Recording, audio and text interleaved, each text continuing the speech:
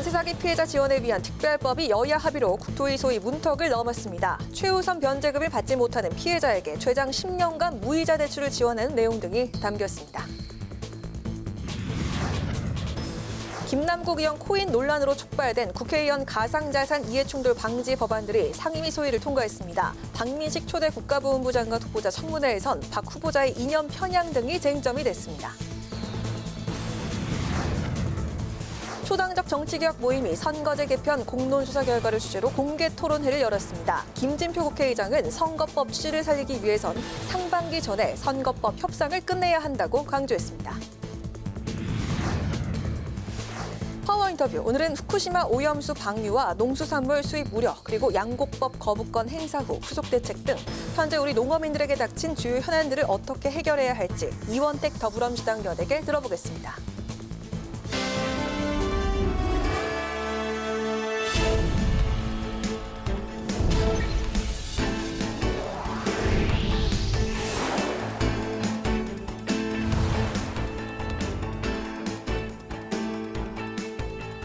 여러분 안녕하십니까? 5월 22일 월요일 국회 라이브 6 시작하겠습니다.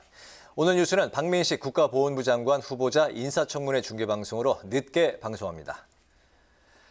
여야가 5차례 논의 끝에 전세 사기 피해자 지원 특별법안에 합의했습니다. 피해자 요건을 전세보증금 4억 5천만 원에서 5억 원으로 확대하고 최우선 변제금을 최대 10년까지 무이자로 대출해 주기로 했습니다.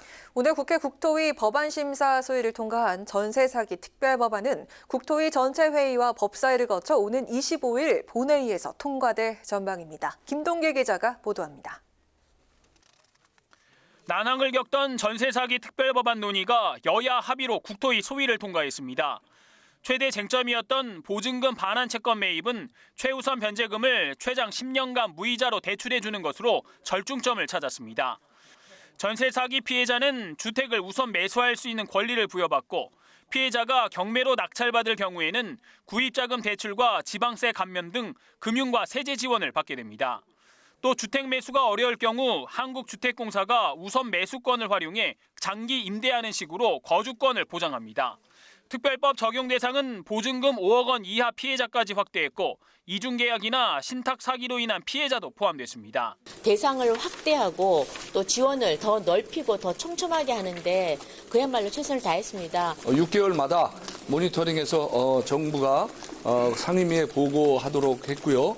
그 결과에 따라서 필요하다면 보완 입법에 나설 예정입니다. 국민의힘은 국민이 납득할 수 있는 수준에서 최선의 방안을 이끌어냈다고 강조했습니다. 정부를 향해서는 법안 통과 이후 피해자 지원이 신속하게 집행될 수 있도록 준비에 최선을 다해달라고 당부했습니다. 국회에서 심도 있는 논의 끝에 여야 간 합의로 추진되는 만큼 25일 본회의에서 특별법이 통과되도록 야당과 초당적으로 협력하도록 하겠습니다. 더불어민주당은 결과에 아쉬움은 있지만 최선의 노력을 다한 결과였다며 보완 입법에도 적극 나서겠다고 밝혔습니다. 피해자의 확대 그리고 제3의 대안을 저희들이 만들어가는 그러한 성과가 있었지만 나머지 아쉬운 부분들은 저희들이 끊임없는 체크와 후속 입법으로 보완해 나가겠다 하는 말씀을 드리겠습니다. 여야 원내대표는 김진표 국회의장과의 회동을 통해 오는 25일 본회의에서 전세 사기 특별법을 처리하기로 합의했습니다. 국회 방송 김동길입니다.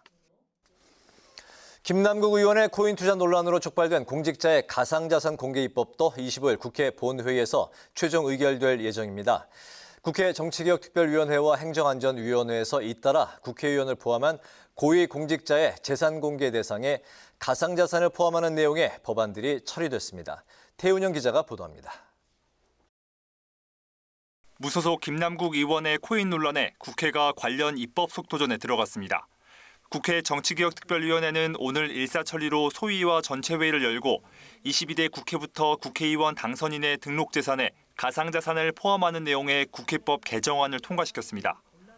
국회의원의 사적 이해관계 등록 대상에는 가산자산을 포함시켜 가상자산과 관련한 이해충돌 규정도 마련했습니다.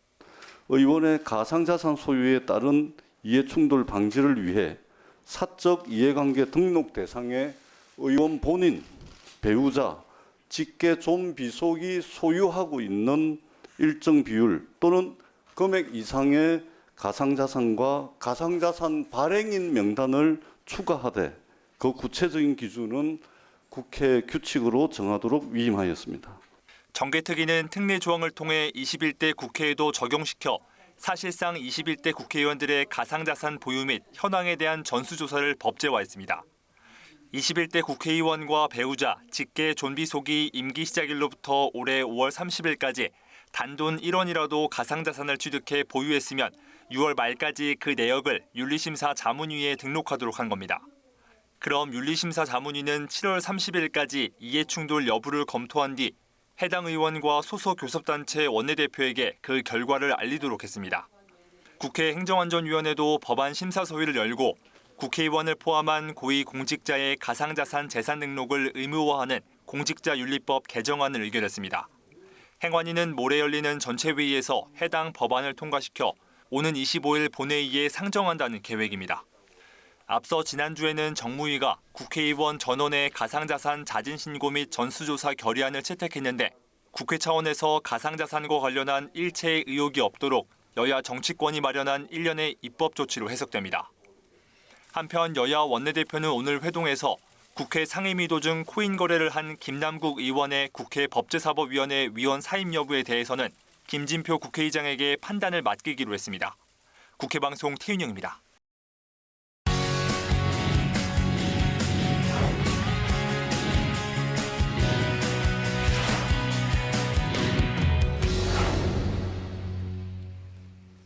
네, 정치권 이슈를 좀 더 자세히 짚어보겠습니다. 김지수 아나운서 나와 있습니다. 안녕하세요. 네, 안녕하세요. 네, 25일 본회의를 앞두고 상임위에서 중요한 법안 심사가 이제 이어졌습니다. 우선 전세 사기 특별법이 오늘 드디어 국토위 소위를 통과했네요. 네, 그렇습니다. 전세 사기 피해자 지원을 위한 특별법 제정안 오늘 여야 합의로 국회 국토교통위원회 법안심사소위원회를 통과했는데요. 네. 사실 지난 1일과 3일, 10일 그리고 16일 이렇게 4차례 논의를 했지만 불발이 됐었는데 오늘 이 5번째 논의에 이뤄서야 비로소 국토위 소위를 통과한 겁니다. 네, 그동안 이제 여야 이견이 많았었는데 어떻게 여야 간에 이제 합의가 된 건가요? 네, 일단 합의 좀 내용을 보면요. 네. 일단 전세 사기로 인정하는 피해 보증금 보상 기준이 이제 높아졌습니다. 4억 5천만 원에서 5억 원으로 이 상향 조정됐고요. 그리고 쟁점이었던 것이 이 소액 임차인을 보호하기 위한 최우선 변제금 제도인데요. 즉 집이 경매로 넘어갈 경우에 소액 임차인의 보증금 중에 이 최소 금액을 가장 1순위로 돌려받을 수 있는 권리가 최우선 변제금 제도입니다. 네. 최우선 변제금을 받지 못하는 피해자에게는 정부의 대안이 포함이 됐는데요. 최우선 변제액만큼 무이자 대출을 해주고 그 초과 금액은 1에서 2% 정도의 저리로 대출해주는 정부안이 채택됐는데요. 즉 최우선 변제금을 받을 수 있는 피해자는 받고 못 받는 피해자는 대출을 받게 해주겠다. 바로 이런 내용입니다. 최우선 변제금 조금 더 자세히 살펴보면요. 지역마다 다르긴 하지만 예를 들어서 서울의 경우입니다. 2021년 5월 11일부터 올해 2월 13일까지 바로 이 기간 안에 임차인이 1억 5천만 원 이하의 보증금을 집주인에게 낸 경우에는 경매에 넘어가도 이 보증금 중에서 5천만 원은 최우선 변제받을 수가 있습니다. 네. 다만 야당은 이런 기준을 좀 상향하자는 안, 그리고 사실 또 전세 사기 사건 중에서 이 재계약을 하면서 앞서 말씀드린 기간에 이 보증금을 1억 5천만 원 이상으로 올린 경우가 있거든요. 예를 들어서 1억 4천이었다가 재계약을 하면서 1억 6천으로 올려버리면 기준을 벗어나지 않겠습니까? 이런 경우 최우선 변제를 못 받게 되는데요. 이걸 소급 적용하자는 야당의 안은 빠지게 되고 앞서 말씀드린 대로 최우선 변제액만큼 무이자 대출을 해주는 정부안이 채택된 겁니다. 자세한 내용은 해당 보도자료를 좀 살펴보시는 것이 좋을 것 같습니다. 네, 잘 알겠습니다. 야당과 이제 피해자들이 선 지원 후 구상권 행사 형태의 이제 보증금 채권 매입 방식을 이제 요구해 왔었는데 이건 수용이 안 됐다고요? 그렇습니다. 사실 이 부분도 상당히 논란이었는데요. 왜냐하면 다른 이제 사기 피해자들과의 형평성이 또 문제가 되지 않겠습니까? 네. 그래서 선 지원 후 구상권 방식의 이 보증금 채권 매입은 결국 불발됐고요. 대신에 이 주택도시보증공사가 피해자의 경매와 공매를 대행하는 지원책을 받아들였는데 이 정부가 부담하는 경매와 공매 대행 수수료 비용을 기존 50%에서 70%로 늘려서 피해자의 부담을 줄이도록 했습니다. 또한 전세 사기 피해자들 이 큰 비용 손실을 입으면서 카드값이나 세금이 연체되면서 신용 불량 상태가 될 수도 있는데요. 전세 사기 피해자들의 신용 불량을 막기 위해 피해자들의 연체 정보를 등록하는 것과 연체금을 부과하는 것을 최장 20년간 면제하고요. 대출 신청도 가능하도록 해서 예외를 두기로 했습니다. 네, 전세 사기 특별법 향후 이제 최종 통과될 때까지 절차가 어떻게 진행이 됩니까? 네, 일단 특별법이 오늘 소위에서 통과가 됐기 때문에 24일 국토위 전체 회의와 법사위를 통과를 해야 되고요. 네. 본회의가 25일에 예정돼 있지 않습니까? 그 본회의 문턱을 넘어야 됩니다. 여야가 첨예하게 맞서던 쟁점에 합의를 했기 때문에 법 통과는 좀 수월하지 않겠냐 이런 전망들이 많은데요.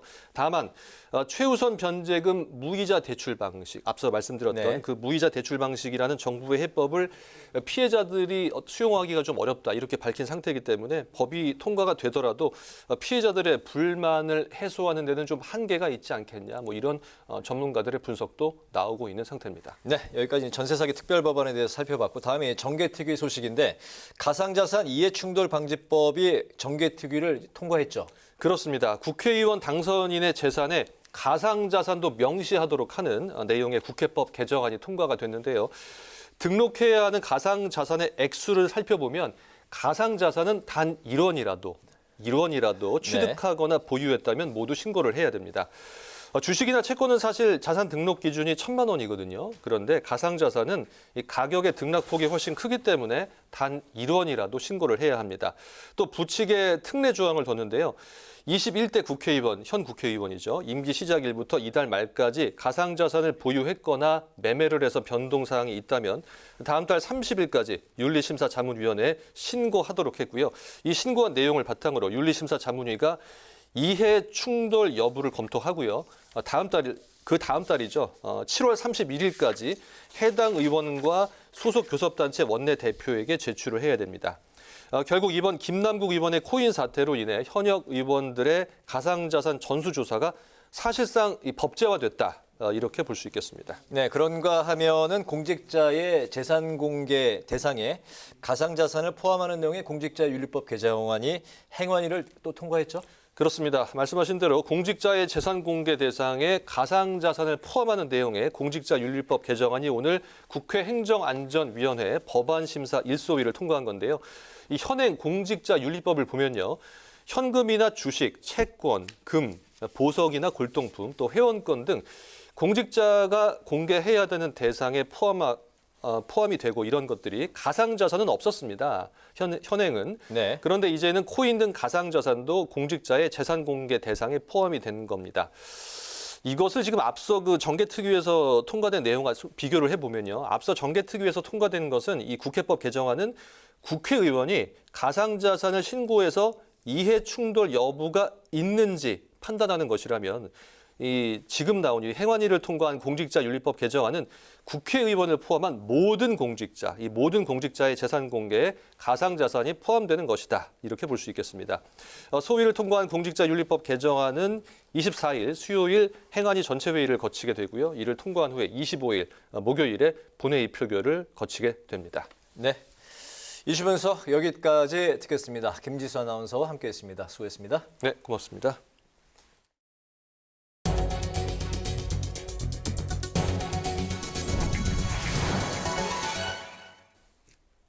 국회 정무위원회는 박민식 초대 국가보훈부 장관 인사청문회를 열고 박 후보자의 도덕성과 자질 검증에 나섰습니다.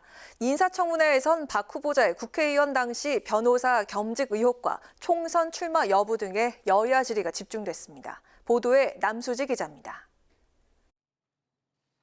박민식 초대 국가보훈부 장관 후보자 인사청문회에선 지난 2008년 박 후보자가 국회의원이었을 당시 변호사 겸직 의혹에 대해 더불어민주당 의원들의 공세가 이어졌습니다.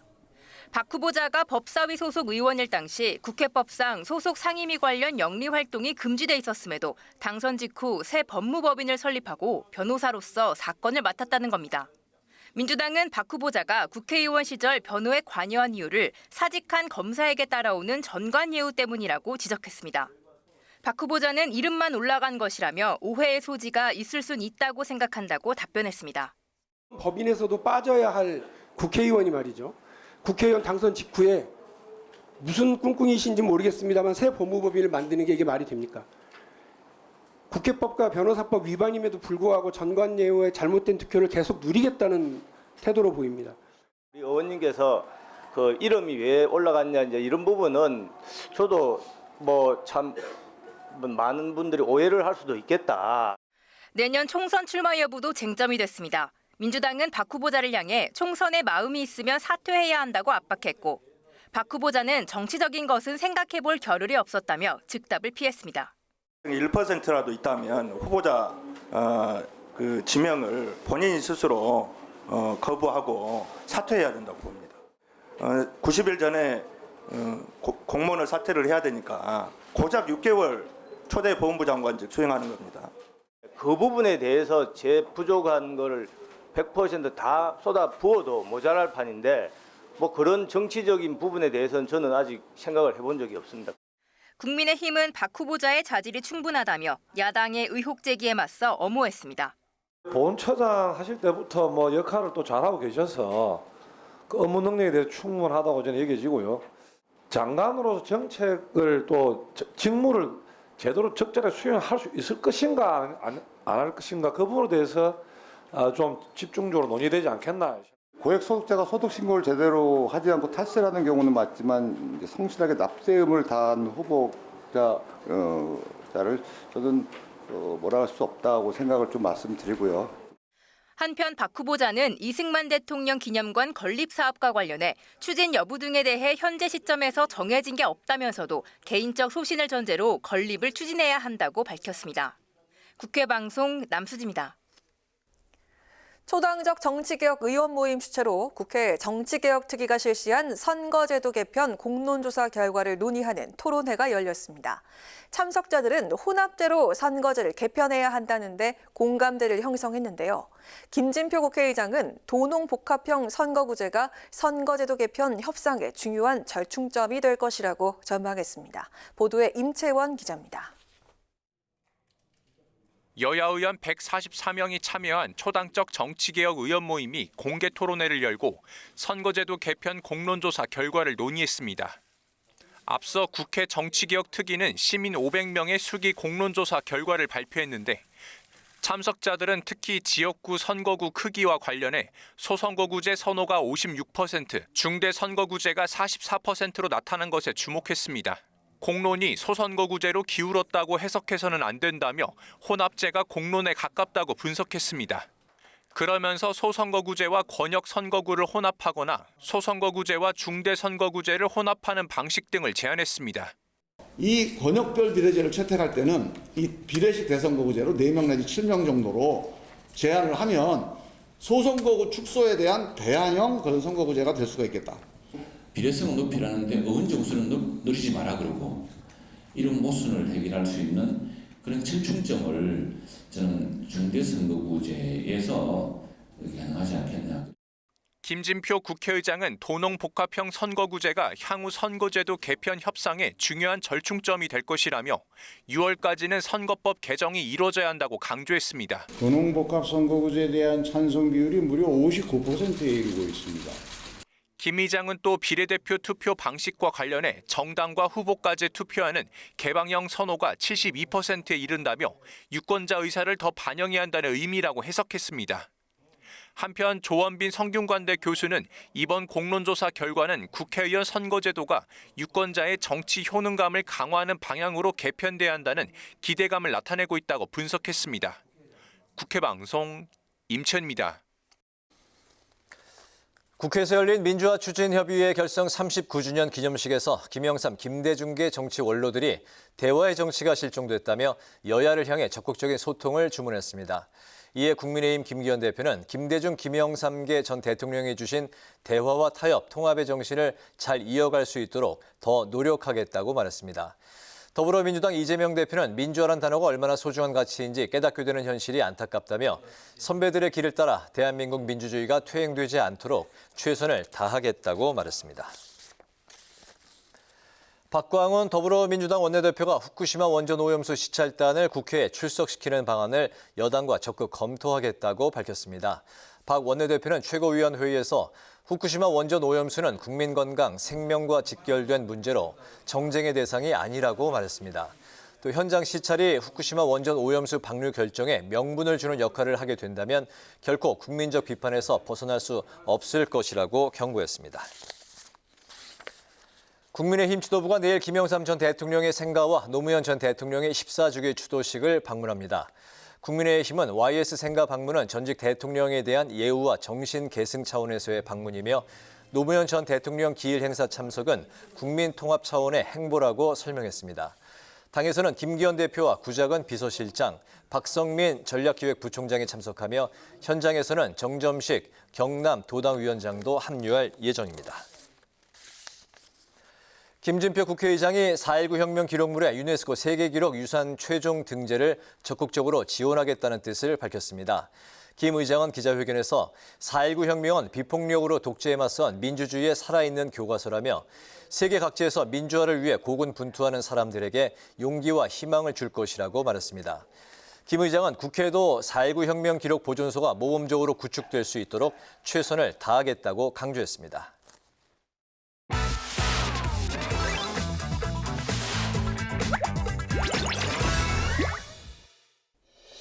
5월 22일 강아랑이 전해주는 정치권의 뜨거운 말말말 강아랑의 정치랑입니다. 오늘 첫 번째 주제는요.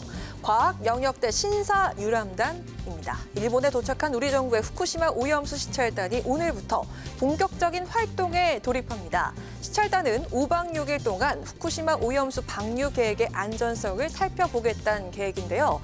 일각에선 이번 시찰을 두고 민간 전문가 참여 없이 진행이 된다는 점, 그리고 시료 채취와 검증 없이 진행되는 점을 문제 삼기도 했습니다. 일본의 방류 계획에 명분을 만들어주기 위한 게 아니냐는 지적에 유고키 시찰단장은 이렇게 말했습니다. 국민의 안전을 최우선으로 해서 과학의 영역에서 후쿠시마 오염수 방류에 대한 과학적 안전 여부를 확인하는 데 최선을 다하고자 합니다.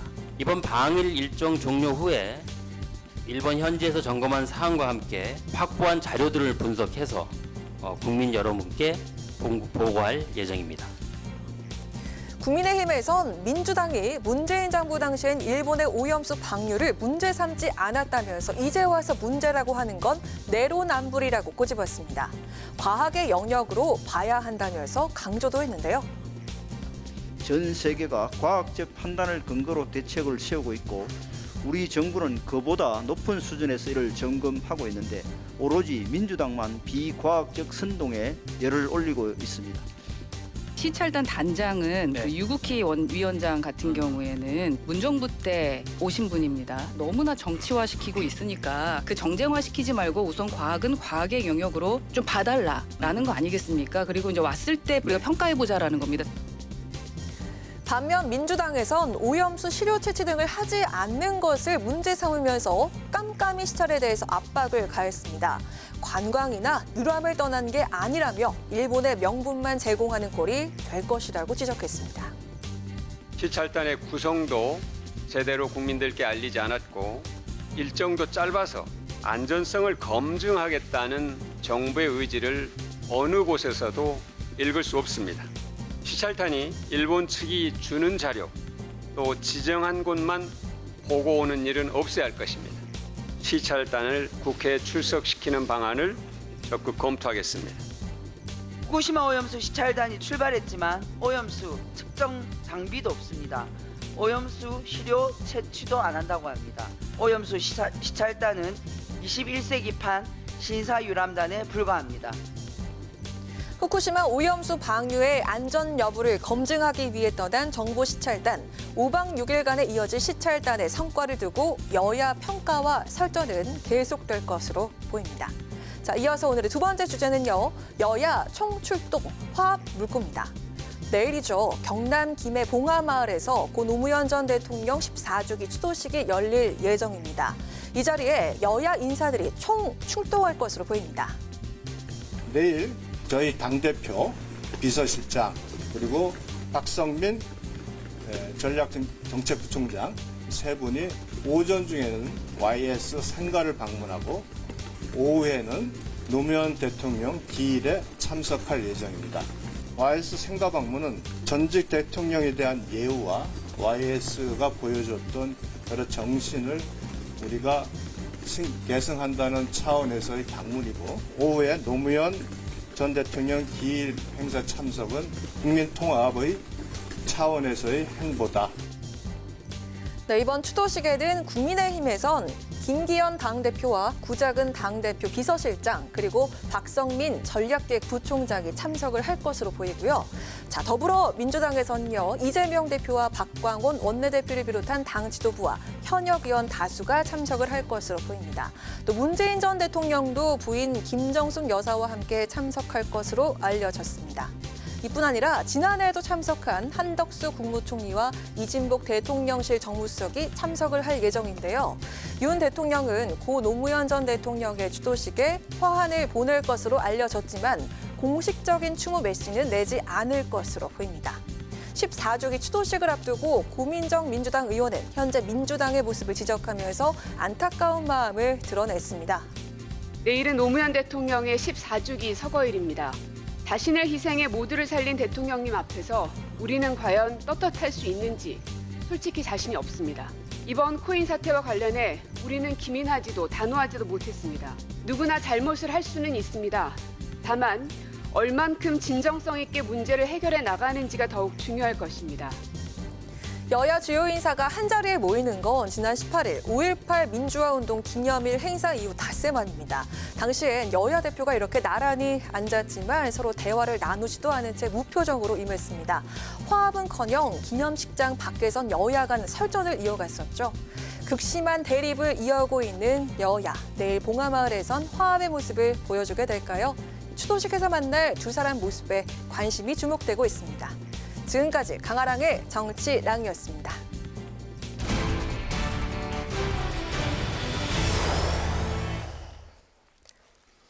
김남국 의원의 탈당과 윤리위 제소 이후에도 계속 새로운 의혹이 추가되며 김남국 코인 사태가 점점 확대되고 있습니다. 국민의힘은 철저한 진상규명을 위해서 TF를 발족했는데요. 코인게이트 TF 조사위원이신 최영두 의원을 연결해서 자세한 이야기를 들어보겠습니다. 의원님 안녕하십니까? 반갑습니다. 네, 안녕하십니까? 네, TF에서 19일 위믹스 발행사인 위메이드를 방문을 했지만 위메이드 대표는 모든 의혹을 이제 부인을 했습니다. 또 김남국 의원도 코인 거래 내역을 공개하지 않고 있는데 그렇기 때문에 진상조사에 이제 한계가 있어 보이는데 TF에서는 어떻게 진상규명을 해 나갈 계획이실까요? 네, 이제 시작이고요. 위메이드사는 이제 사기업이기 때문에 저희들이 청문회도 아니고 방문 형식이었기 때문에 여기서 뭐 추궁하거나 또는 그렇게 하지 않았습니다. 그러나 방문 과정에서 방문 간담회 과정에서 위메이드 대표이사가 김남국 의원이 왜 코인 거래를 자진해서 공개하지 않는지 정말 아쉽다, 정말 안타깝다, 빨리 공개를 하라고 촉구를 했습니다. 그 문제는 저희들이 기자들에게 공개 좋다고 그래서 비공개 간담회에서 이야기를 기자들에게 공개를 했습니다만 지금 저희들이 다 말할 수 없는데 여러 가지 사안들에 대해서 문답이 있었습니다. 다만 그것이 추궁 형식보다는 현실을 좀 알기 위한 그런 간담회 형식이었고요. 근데 비썸에서 이 회사가 근데 지금 김남국 코인은 FIU에서 검찰에 수상한 거래로 통보되지 않았습니까? 그런데 여보세요? 네. 다 듣고 있습니다. 네네. 그런데 같은 사안을 비썸에서는 그걸 신고하지 않았습니다. 그래서 그 과정에 대해서도 제가 알게 될 거고요. 또 비썸과 위메이드사와의 그 지분 관계 같은 것도 잠깐 좀 문답이 있었습니다. 또 말할 수 없지만 있고 또 하나 이제 이 비썸 위메이드사가 유통량에 대한 그 문제 때문에 상장 폐지가 됐습니다. 자율기구에서요, 시장 자율기구에서 그런 과정 등등도 앞으로 살펴보게 될 테고 하나하나씩 나올 겁니다. 당장 위메이드사 이름으로 국회에서 출입했던 기록이 얼마 전에 지난 주말에 조금 공개도 되기도 했는데 그런 것들이 다 나올 테고요. 또 정무위, 또 법사위, 또 문체위 등에서 다양한 방식으로 이 문제에서 하나하나 조사가 이루어질 거고요. 저희들이 물론 뭐 강제적인 압수수색이라든가 이걸 할 수가 없기 때문에 강제성은 없습니다만 지금 워낙 많은 제보들이 있습니다. 그 제보를 바탕으로 또 여러 가지 다른 어떤 금융감독상의 문제는 없었는지 이런 건 살펴볼 거고요. 무엇보다 이로 인해서 투자자들이 손해를 보거나 선량한 투자들의 손해를 보고 또 혁신의 노력을 기울였던 블록체인의 새로운 기술로 혁신의 노력을 했던 또 새로운 게임 산업을 개발했던 연구자들이 피해를 보지 않도록 저희들이 정말 이런 엄정적인 방식으로 그런 사람들의 땀과 눈물을 착취하거나 가로채는 사람들은 발본식을 할 겁니다. 네. 네, 국민의힘은요, 김남국 의원 코인 의혹을 이재명 대표의 대선 자금 세탁 의혹으로 이렇게 이어가고 있는데요. 김기현 대표는 김남국 의원을 제명하지 않는 이유가 무엇이냐라면서 이재명 대표를 압박하고 있습니다. 이거 대선 자금용 돈 세탁설, 이거 근거가 있는 주장입니까? 여러 가지 의혹들이 나오고 있기 때문에 지금 무엇보다 궁금한 점은 위메이드 대표에서도 말씀했지만은 왜 김남국 대표는 그 거래 내역을 공개하지 않습니까? 본인의 명예가 걸린 것이고 수많은 사람들의 지금 의구심이 커지고 있고 분노가 커지고 있는데 빨리 그 거래 내역을 공개하는 것만이 이 진실을 밝히는 첫 번째 길이고요. 또 김남국 의원이 누굽니까? 이재명 대표의 최측근 아닙니까? 왜 그 분에 대해서는 이렇게 당의 조사도 미흡했고 또 이렇게 탈당한으로 그칩니까? 그리고 윤리위원회 제소했다고 제소만 해놓고 윤리를 세워라 내워라 하면은 어떻게 그 문제를 엄중하게 처벌할 수 있겠습니까? 네. 여러 가지 사안들이 지금 국민들의 의구심과 분노와 이걸 좀 자아내고 있습니다. 그런 점들을 우리 공당에서 문제 제기를 한 것이죠. 네. 김남국 의원은 이제 국회 윤리위에 제소된 상태고요. 국민의힘은 20일에 숙려 기간과 자문위 등의 절차를 생략하고 징계유예를 본회의에 직회부하자는 입장인데요. 민주당은 문체위에서 청문회를 열어서 해당 게임 업체들의 부적절한 로비가 있었는지 확인하자고 나섰습니다. 여기에는 어떤 입장이실까요?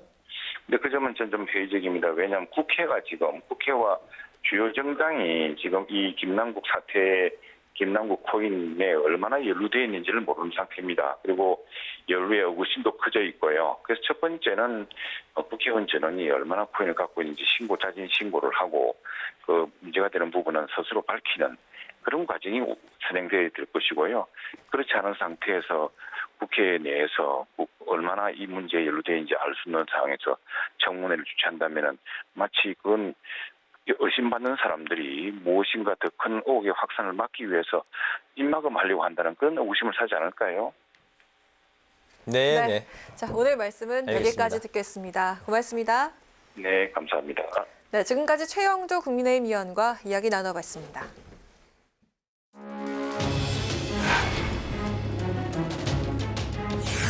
이대로 가면 후쿠시마 원전 오염수 방류에 우리 대한민국 시찰단이 면죄부 도장만 찍어주고 오는 결과가 될 것 같습니다.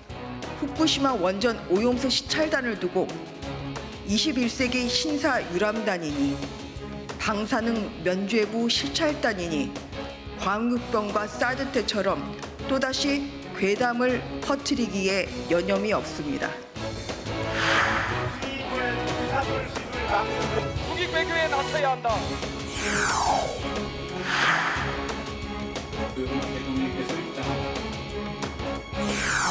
농업소득이 20년 전으로 후퇴했습니다. 농민들에게 계속 손해보면서 농사를 지으라고 강요하는 것인데 이게 국가가 해야 할 것입니까?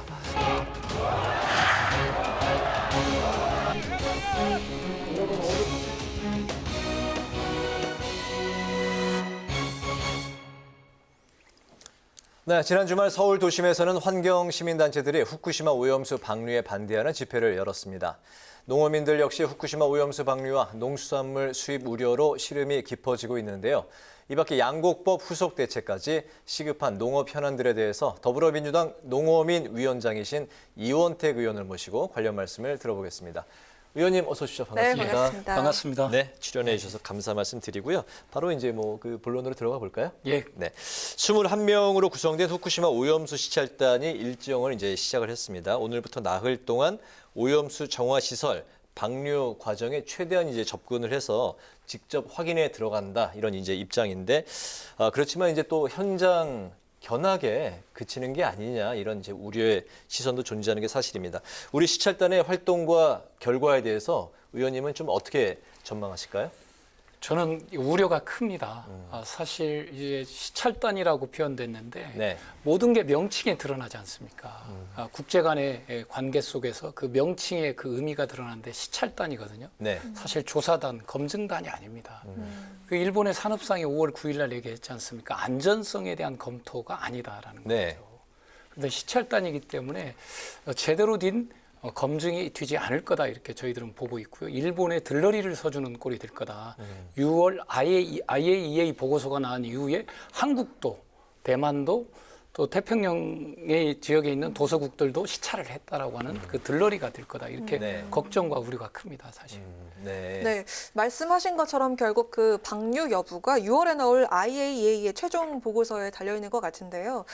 그동안 나온 중간 보고서 결론이 전부 다 문제 없음으로 나왔는데 여기 한국 그 전문가들도 포함이 돼 있다고 합니다. 그리고 G7 정상들도 이 검증을 지지한다 이렇게 밝혔잖아요. 네, 그런데도 계속해서 우려가 줄어들지 않는 이유 여기서 말씀 좀 해주실까요? 그러니까 이제 과학에 기반한 검증을 해야 될 거 아닙니까? 과학에 기반하려면 네. 정보가 공개돼야 됩니다. 현장이 공개돼야 되고요. 그런데 이 정보와 현장이 공개되지 않습니다. 그러니까 1000여 개의 탱크가 있는데 오랫동안 한 11년 이상 그 이제 오염수를 보관하고 있지 않겠습니까? 그 네. 밑에는 예를 들면 무거운 것은 밑으로 가라앉을 거고 가벼운 건 위에 있을 거 아닙니까? 위에서 시료를 채취하면 되겠습니까? 안 되는 거 아닙니까? 그래서 모든 것이 일본 도쿄전력과 일본 정부가 정보를 공개해야 됩니다. 그리고 거기를 자유롭게 전문가들이 검증할 수 있게 돼야 되는데 지금 그렇지 않다는 거죠. IAEA의 그 시찰단에 우리 한국인 한 분이 참여하고 있습니다. 비밀 서약을 맺고 참여하고 있는 걸로 알고 있는데 거기도 모니터링 수준이라고 제가 들었습니다. 장관한테 해양수산부 장관한테 들었기 때문에 과연 그걸로 이게 검증이 됐다고 우리 정부가 우리 어업인들 국민의 생명과 안전이 보장되는 부분이 필요한데 그걸로 검증이 됐다고 할 수 있겠느냐. 검증이 안 되는 거죠. 그래서 과학에 기반한 검증을 하려면 사실은 시찰단이 아니라 조사단, 검증단을 꾸려야 됩니다. 그래서 국제기구 차원에서 해양 생태계에 영향을 주는 거 아닙니까? 네. 일본 수역, 태평양 수역, 또 우리 대한해협에 영향을 주기 때문에 해양 생태계 전문가들로 구성된 국제기구가 조사를 해야 됩니다. 근데 그러지 않고 IAEA에 맡기고 그리고 우리 국민을 대표했다고 봐야할지 모르겠는데 한 분이 가서 모니터링하고 있는 수준인데 과연 그걸 우리나라 어떤 어민이 또 우리나라 어떤 국민이 신뢰할 수 있겠습니까? 아니 그렇다면 정부가 정보를 공개해야죠. 지금부터 IAEA 중간 보고서까지 또는 최종 보고서까지 우리가 어떻게 검증을 했고 어떻게 확인을 했는지 정부가 공개를 해야 됩니다. 근데 공개되고 있지 않지 않습니까? 이건 그래서 우리가 거꾸로 말씀드리는 겁니다. 일본을 대변하는 왜 게 아니라 공개되지 않고 있다고 생각을 하십니까? 지금 현재까지 공개가 안 되어 왔습니다. 네. 제가 해양수산부 장관을 통해서 질의를 하면 해양수산부 장관님도 모릅니다. 어떤 내용이 어떻게 진행되는지 우리가 질의를 하면 노답입니다. 답이 없습니다. 네. 해양수산부 장관이 모르는 걸 누가 아직 그 알겠습니까? 보고서가 나오지 않았기 때문에 공개하지 않는다라는 또 그 이야기에 대해서는 어떻게 생각을 하십니까? 보고서가 다 끝나야지 보고서가 나오고 그때 공개를 그렇다면 할 수 이렇게 있다. 해주시면 저희도 인정하겠습니다. 그 네. 보고서가 나오고 각 국과 국제 전문가들이 검증할 수 있는 시간을 주고 네. 또 검증하는 과정을 거쳐서 결론이 도출된다면 저희가 인정을 하겠습니다. 그러나 지금 6월 달에 IAEA 보고서 최종 보고서를 내놓고 네. 방류하겠다는 계획으로 저희들이 듣고 있는데 그렇게 되면 어떤 의미가 있습니까? 어떤 의미가 있는지 모르겠다. 중간에 중간 보고라도 해야 된다라는 그런 말씀이신 거죠? 그렇죠. 중간 보고뿐만이 아니라 그 과정에 대해서 네. 이렇게 자유롭게 일본이 그렇게 자신 있다면 일본이 오염수를 제대로 처리해서 처리수라고 주장을 한다면 네. 그게 맞다고 생각 자신 있다면 오픈을 해야죠. 알겠습니다. 왜 안 하시는 겁니까? 일본이 이번 그 G7 정상회의를 후쿠시마 오염수 방류 그리고 농수산물의 안전성을 홍보하는 기회로 이제 활용한 측면이 분명히 있었던 것 같습니다. 일본이 농수산물 수입 압력을 우리한테 이제 가할 것이다라는 전망이 나오는 가운데 정부는 절대 그럴 일이 없다 이런 입장을 또 확인을 했습니다. 우리의 그 수입 규제 조치가 정당했다고 하는 WTO 당시 이제 승소 결과가 이런 그 일련의 그 상황들을 막아낼 수 있는 그 좀 방패막이가 될 수 있을 거라고 보십니까? 어떻게 보세요? 아니 방패막이가 됐죠. 사실. 네, 그동안 돼왔고. 네, 돼왔고 그런 거죠. 그러나 오염수를 우리가 결과적으로 우리 정부가 인정하게 되면, 네. 인정하게 되면 그건 이제 오염수가 아닌 거거든요. 그렇게 되면 후쿠시마에서 잡힌 생선이랄까 수산물을 막을 명분이 없는 거죠. 네. 그건 2단계로 옵니다. 지금 정부가 그럴 일은 없다고 주장하지만 이것이 방류되고 난 이후 조건에서는 또 달라지게 되는 겁니다. 저는 정부가 100% 수산물 수입의 흐름과 방향으로 가지 않을까 우려가 큽니다. 네. 왜냐하면 우리나라 정부가 인정을 했는데 저희 지금 2심까지 이긴 거 아닙니까? 네. 앞으로 향후 어떻게 될지 전개가 저희는 우리가 오염수를 인정하게 되는 순간 우리한테 불리하게 될 수밖에 없죠. 그래서 후쿠시마 수산물들이 우리나라에 결과적으로는 수입되는 날이 당겨질 거다 이렇게 보고 있습니다. 그렇기 때문에 해양 생태계에 어떤 영향을 주는 건지 세슘, 플루토늄, 뭐 탄소 14, 스트론튬 이런 것이 해양 생태계에 어떤 영향을 주는 건지 해양 생물에게 네. 이게 먹이 사슬이 있는 거 아닙니까? 최종 참치까지 온다는 네, 건데 네. 그런 재반의 연구가 될 필요가 있는 거죠. 또 심층수의 흐름, 표층수의 흐름, 또 이런 걸 점검하는 대책들이 필요한 건데 지금은 뭐 저희 대한민국 과학계에 어떤 정부가 오픈돼 있나요? 우리 과학계에 어떤 지금 출발한다는 시찰단도 이제 가서 보려고 하는데 우리 대한민국 과학계에 이 어떤 정보와 자료가 오픈돼서 검증하고 있는 건지 생산적인 논쟁이 되고 있는 건지 저는 전무하다고 봅니다. 걱정이 앞섭니다. 네. 네. 자, 이 문제가 우리 그 소비자들을 넘어서 국민들에게는 건강과 안전과 직결된 문제고 어업인들에게는 또 생계가 달린 문제가 될 텐데요. 후쿠시마산 수산물 수입 요구에 우리 정부가 어떻게 먼저 대응을 하면 좋을지 좀 이야기를 좀 들어볼까요? 저는 이게 좀 절벽 같은 건데요. 제가 이제 우리 농해수위에서 해수부 장관을 상대로 질의를 했는데 네. 사실 이 해양 오염수 투기를 사실 아마 가처분 우리나라 개념으로는 가처분 신청 같은 잠정 조치 국제 재판소에 잠정 조치를 하고 결국 본안 소송을 들어야 위한 재판을 걸어야 되는데 거기에 대해서는 묵묵부답입니다. 사실 이게 제일 중요한 대목이라고 저는 보고 있습니다. 이것이 이루어지지 않으면 결국은 방류하게 돼 있다는 거죠. 근데 방류를 하게 된 걸 전제로 했을 때는 저희가 이제 대책이 필요하죠. 우리 국민들한테 또 안심을 해야 하기 때문에 표충수가 결국은 해양 흐름에 따라서 방사선 물질이 올 거 아닙니까?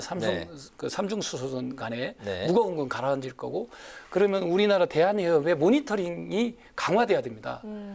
방사선 모니터링이 강화돼야겠죠. 또 심층수도 모니터링 해야겠죠. 또 일본하고 수출하는 배에 평형수라고 해서 일본에서 이제 바닷물로 평형수를 채워가지고 와서 이쪽에서 배출을 하는데 그 평형수를 감독을 해야겠죠. 이쪽에서 배출을 못하게 하는 부분이라든가. 그다음에 모든 수산물에 대한 국내에서 잡히는 수산물을 포함해서 방사선 검사를 해야겠죠. 왜냐하면 어류들은 왔다 갔다 할 수 있는 거 아닙니까? 네, 그렇기 때문에 수산물, 이게 수입하는 수산물뿐만 아니라 국내 수산물도 방사선 체크를 해야 된다. 그래서 국민들께 시간이 가면서 올라오는 방사선 물질에 대한 점검과 대응을 해줘야겠죠. 그다음에 이제 어민들 같은 경우는 사실 피해 대책도 정부가 세워야 된다 이렇게 보고 있습니다. 우리 그 국회 농해수위 차원에서 어떻게 대응책이 있을까요? 어떻게 대응을 할 수 있을까요? 이제 국회 차원에서는 지금 입법을 검토하고 있습니다. 이것은 특별한 재난으로 봐야 되지 않을까 싶어서 저희들이 지금 민주당 농해수위 의원들은 특별한 재난으로 일시적 기간에 어떤 재난에 대한 피해 대책을 강구할 수 있는 입법을 저희들이 검토하고 있습니다. 네. 알겠습니다. 그리고 이제 정책적으로나 또는 이제 뭐 점검 차원에서는 정부에 촉구하고 있는 거고요. 네. 알겠습니다. 후쿠시마 오염수 방류 그리고 이제 그 수산물 수입 논란 외에도 우리 그 농어민들의 시름이 아주 이제 깊은 상황인데 양국관리법 사태 당시 이제 아까 이제 화면으로 잠깐 나왔습니다만 그때 삭발까지 이제 강행하셨는데 최근 정부가 이제 쌀 한 가만, 그러니까 80kg에 20만 원의 그 수급 대책을 이제 내놓지 않았습니까? 이 대책에 대해서는 좀 어떻게 생각하세요? 너무 터무니없는 부족한 대책이죠. 지금 22년에 우리나라 농민 1인당 농업을 통해서 얻은 소득이 948만 원입니다. 편의점 알바 노동소득이 얼마입니까? 2천만 원대가 넘어가잖아요. 벼를 심고 콩을 심고 모든 걸 다 심어서 1년 동안 획득한 농업소득이 948만 원. 한 농가 평균. 22년에. 22년. 평균입니다. 네. 예, 농민 한 분당 최근 22년 동안에 원이죠. 한 농가당 평균을 그렇죠. 냈더니 900. 원래는 21년에는 원이었다. 1,300만 원 가까이 됐습니다. 1,300만 원 가까이 됐는데 22년이 948만 원입니다. 후퇴한 거죠. 2000년에 1,100만 원이었습니다. 농민의 삶이 이렇게 어렵습니다. 지금 쌀뿐만이 아니라 한우, 양파 다 종합적으로 총체적 난맥에 있습니다. 근데 쌀을 20만 원대에 수입을 해주겠다고 그러는데 제가 정한근 장관께 목표 가격, 적정 가격을 도입하자고 제안을 했는데 그건 시장 경제 원리에 맞지 않다고 도입할 수 없다고 그랬습니다. 그러다가 저희가 양곡관리법이 본회의 통과되고 난 이후에 민관적 대책회의에서 갑자기 20만 원이라고 하는 목표 가격이 제시된 겁니다. 이게 개념이 뭐냐 그랬더니 적정 가격이라고 하는데 20만 원이라는 것을 말하고 있습니다. 이게 시장 원리에 맞지 않는 정책이라고 지금까지 반영을 하지 않았었습니다. 네. 근데 이 20만 원도 작년 기준에는 어떻게 그래도 생산비가 보장되면서 적정이윤을 놓고 본다면 작년도 기준에는 맞지만 작년도 기준에는 어떻게 좀 맞아요? 올해는 알다시피 기름값, 전기요금 모든 물가가 다 올라간 상황이기 때문에 지금 쌀값이 18만 원대인데 20만 원대다 아마 농민들 곡소리가 의원님이 그럼 생각하시는 그 80kg 뭐 기준으로 생각하시는 가격대가 있으신가요? 예, 그렇습니다. 저희가 문재인 정부 때 그 목표 가격이 21만 4천 원대가 된 적이 있습니다. 네. 쌀 가격이 실제 시중에서 21만 4천 원대에 팔렸습니다. 네네. 최소한 그게 21년 기준이라고 한다면 지금이 23년이기 때문에 22만 원 이상은 나와야 네. 농민들의 생산비, 인건비 빼고 적정이윤을 보장할 수 있다라는 네, 거죠. 알겠습니다. 2만 원 이상 인상된 22만 원은 돼야 그래도 농민들이 어느 정도 좀 최소한 그렇게 돼야 최소한 그렇게 돼야 된다는 입장.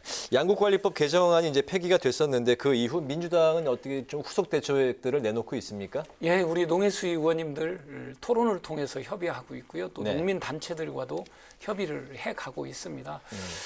저희가 이제 크게는 결국은 농민들 입장에서 가격 아니겠습니까? 내가 생산한 쌀이 어느 정도 가격에 팔리느냐에 자기 소득이 결정되는 거 아니겠습니까? 네. 그래서 적정 가격을 보장하는 부분에 대한 우리가 입법 조치를 검토하고 있다는 말씀을 드립니다. 네. 그래서 정부와 또 전체 물가를 계산해서 적정 가격을 산출하는 게 하나 필요할 것 같고요. 또 하나는 초과 생산량 때문에 쌀이 수급 조정이 안 된 거 아니겠습니까? 그래서 초과 생산량에 해당되는 면적만큼 이것을 논에 타작물을 심도록 의무화하는 것을 저희들이 검토하고 있습니다. 그래서 쌀 재배 면적을 초과 생산량에 해당되는 재배 면적만큼 논에 밀, 콩, 다양한 식물을 심도록 해서 다른 곡물의 자급률을 높일 수 있도록 하는 그런 방법도 저희들이 입법을 추가로 준비하고 있습니다. 또 네. 시장격리 의무화 제도도 검토하고 있습니다. 알겠습니다. 네. 의원님께서 이달 초에 그 3일 연속으로 정책 토론회를 여셨더라고요. 최근에 열린 토론회 중에 정말 가장 많은 관심을 받은 걸로 저희가 알고 있는데요. 토론회 주제였던 양봉 산업 그리고 먹거리 공공성, 한우 산업 이 세 가지가 가장 그 시급한 농업 현안으로 꼽을 수 있을까요? 어떤 논의들이 오갔는지 말씀 부탁드리겠습니다. 예, 양봉 산업 하면 좀 뭐 특이하실 텐데 우리 지구가 생존하는데 벌이 얼마나 중요한 건 말 안 해도 알지 네, 않습니까? 그렇습니다. 그러지 않습니까? 수분을 네. 해주기 때문에 네. 87만 통이 양봉협회 추산에 따르면 87만 통이 폐사했습니다. 피해율이 57%입니다. 그러나 상당하네요. 정부나 지자체로부터 지원이 전혀 있지 않습니다. 아마 거기에 질병의 원인을 기후위기로 보기도 하고 또 드론을 통해서 무작위로 산에 농약을 살포하지 않습니까? 그 농약 살포로 인해서 그런 원인을 따지기도 합니다. 또는 꿀벌 응애에 관한 질병으로 따지기도 하는데 이 부분에 대한 명백한 진단이 좀 필요합니다. 그러나 양봉산업은 거의 괴멸 직전에 진입하고 네. 있어서 대책이 필요하다고 보는 거죠.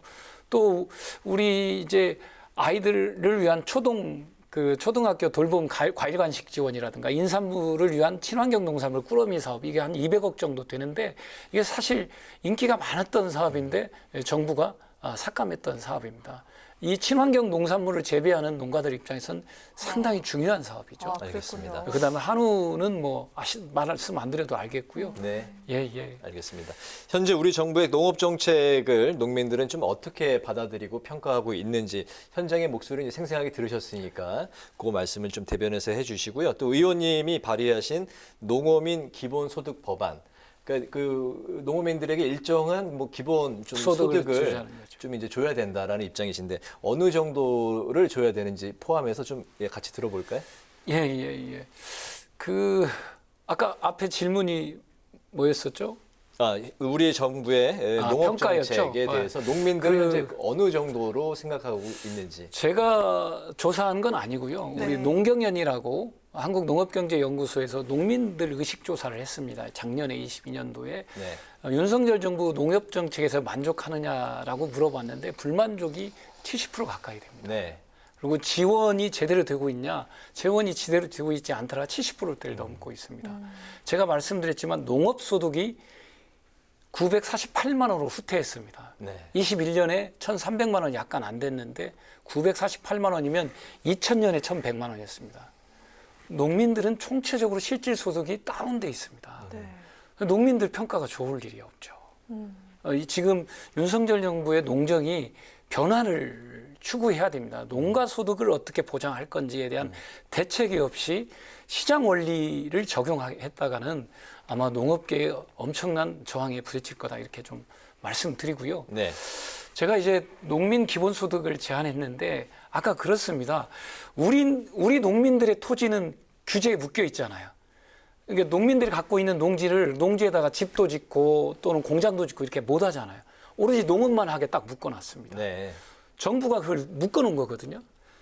묶어놓은 거 아닙니까? 그리고 거기에 생산할 수 있는 품목은 한정돼 있는 거죠. 근데 그 생산된 품목에 대한 적정 가격이 보장이 안 되면 농민들은 계속 소득이 하락될 수밖에 없는 거죠. 그러면 이 소득을 어떻게 보존해 줄 거냐라는 겁니다. 지금 균형 발전이 안 되는 이유가 농업 소득이 안 되기 때문에 그렇습니다. 농촌에서 소득이 한 3천만 원 된다고 생각해 보세요. 청년들이 들어오죠. 1,200만 원, 300만 원 편의점 알바 소득도 안 되기 때문에 안 들어오는 겁니다. 농업 소득이 2천만 원, 3천만 원만 돼도 들어올 겁니다. 아마 청년들이. 그렇기 때문에 정부가 다양한 형태로 농촌의 소득을 보존해 주시면 안 된다. 그래서 농업에서 공동체를 구성하고 살아가는 농촌의 기본소득을 주어서 농업도 살리고 농촌도 살 수 있는 그런 방법을 가져가야 된다는 거고요. 그 예산은 뭐 어느 정도 줄 거냐, 1인당 뭐 10만 원이냐, 20만 원이냐, 30만 원이냐 이렇게 되는데 저희가 우리 민주연구원이라든가 우리 민주당 의원들 내에서 일단 검토된 의견은 한 30만 원 정도부터 출발하면 좋겠다, 이런 생각을 갖고 있습니다. 예, 매달 그렇습니다. 그러면 1년이면 뭐 360만 원 정도 되겠죠. 마지막 질문 간략하게 드릴까 하는데요. 지역구에서 의원님이 해결사로 통한다고 하는데 사실입니까? 그동안 그 해묵은 문제들을 시원하게 다 풀어주신다고 이런 얘기 들었는데요.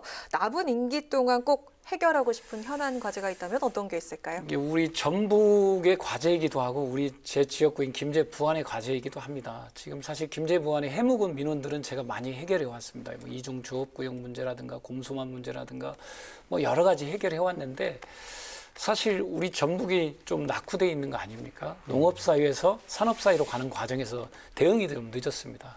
그러나 앞으로 우리 세계가 저는 신재생 에너지 기반 탄소 경제 체제로 간다고 보고 있습니다. 26년부터 탄소세가 부과되는 거 아니겠습니까? 우리 전북의 해상 풍력이 제일 빠르게 선도되고 있습니다. 그래서 저는 우리 전북에 한마디로 탄소 경제 체제를 튼튼히 해야겠다고 보고 있고요. 알리백 산단, 그러니까 재생에너지로 모든 재화와 서비스를 생산할 수 있는 산업단지가 제일 먼저 들어올 수 있는 1호 산업단지가 전북에 있습니다. 그 1호 산업단지를 김제와 부안에 유치하려고 하고 있고요. 그 기반을 조성해 가고 있습니다. 이것이 아마 대한민국을 먹여 살리는 길이기도 하고 전북 발전과 김제 부안, 부안 김제 발전의 1호가 되지 않을까 싶고요. 거기에 지금 모든 정열을 쏟고 있습니다. 알겠습니다. 오늘 의원님 말씀하시는 내내 그 눈빛이 뭐 반짝반짝 초롱초록 빛나는 게 해결사다운 그런 면모를 보여주셨습니다. 네, 그만큼 현안에 굉장히 절박해하는 그런 모습 아주 인상적으로 잘 들었습니다. 오늘 파워 인터뷰 이제 마칠 시간이 됐는데 오늘은 후쿠시마 오염수 방류, 양곡법 후속 법안 등 농업 현안에 대해서 이원택 더불어민주당 의원의 말씀을 들어봤습니다. 오늘 말씀 잘 들었습니다. 고맙습니다. 네, 감사합니다. 네, 오늘 국회 라이브 6는 여기까지입니다. 시청해주셔서 고맙습니다.